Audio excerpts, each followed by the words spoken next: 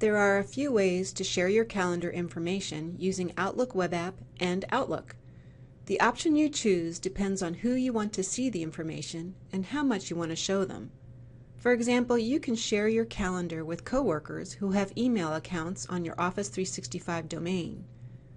With sharing, the Office 365 Exchange server actually makes a secure connection between shared accounts, so no one else can see your calendar but you and the people you're sharing it with. If you want people who are outside your organization to see your calendar and security isn't a concern, you can use the Publish Calendar option. With the publishing option, your calendar is posted on a web page and you send a link in email to the people you want to see the calendar. However, the link can be used by anyone who gains access to it, so you need to be careful about using this option. If you use Outlook, you can send an email containing a copy of your calendar. Before we walk through these options, however, you may not have to set up anything at all if you just want to see the times when others are busy. In the calendar in Outlook or Outlook Web App, other people's calendar information becomes visible when you create an appointment. Click Scheduling Assistant. These bars on the timeline show everyone's availability. This is the easiest way to share calendar information because in Office 365 it's already set up. When you add a user in your organization to an appointment, the timeline automatically shows when that person is busy. But if you want to share more of your calendar securely, watch the next video to learn how to set up calendar sharing. If you want to share details of your calendar in a secure way, set up calendar sharing. We'll use Outlook Web App first. I'll show you how to do this in Outlook in a second. By default, Office 365 allows calendar sharing in Outlook Web App. But if what I'm about to show you doesn't work, check with your Office 365 admin to see if sharing was turned off for your organization. I want to share my calendar with Lola, who is in my organization. So here I click Share and enter Lola's name. Then I decide how much detail I want to share. Let's choose Availability Only and see what happens. Click Send. Lola will receive an invitation to share my calendar, just like this one I've received from Chris. When I click Add Calendar in the invite, the sharing connection is created and I see Chris's appointments next to mine. I can change the view to merge shared calendar appointments with my own.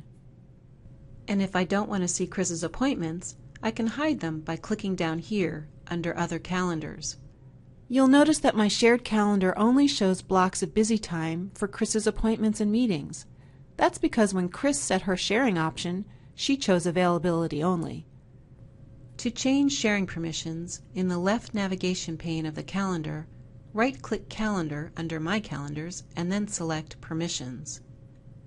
You'll see a list of the people with whom you've shared your calendar. I'm going to give Lola access to more information in my calendar. This time I choose Limited Details and then click Save. Pilar has shared her calendar with me with limited details, and I see just the subject of her appointments. Nancy has shared full details with me. I can open Nancy's appointments to see the message, and I can also reply to or forward the item from my mailbox. What if I want to make changes to Nancy's calendar, like move an appointment? Well, I can't. No one can change your calendar. All of these options are read-only. If you're using Outlook, you'll find the same permission choices as in Outlook Web App, but you set up sharing in a different way. In the calendar, on the Home tab, click Share Calendar. Enter the people on the To line and choose the level of detail you want them to see. You view a shared calendar in Outlook in the same way as in Outlook Web App, with the same read-only security.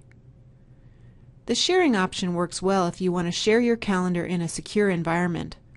But what if you want to share detailed calendar information with people outside your organization?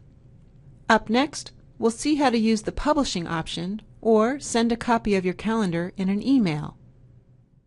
To let people in another organization see your calendar, you can set up publishing in Outlook Web App, or you can send a copy of your calendar in Outlook.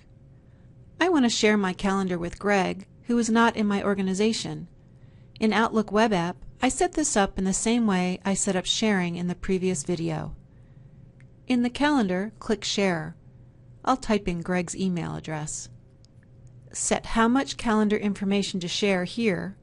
I'll share full details with Greg. I can always change it later. Then click Send. Greg receives an email containing 2 links to my calendar. He can use the subscribe link to download a file that can be used to open my calendar in a calendar program like Outlook, or he can copy and paste this link into a browser to open a web page containing my calendar. If you use Outlook, another way for others outside of your organization to see your calendar is to send them a copy of your calendar in email. Just click Email Calendar here on the ribbon. Choose the calendar information that you want to share. I'm going to select this box so that the calendar I share only shows appointments during the workday. Then fill in a message and click Send. The recipient can see your calendar in the body of the email message, or they can open the attached file in Outlook or another calendar program. Just remember that when you publish a calendar or send a copy in email, it's only a snapshot of your calendar. If you make changes to your calendar, those changes won't be reflected in the published version or the copy that you sent in email. For more information about sharing and publishing calendars, see the resources at the end of this course.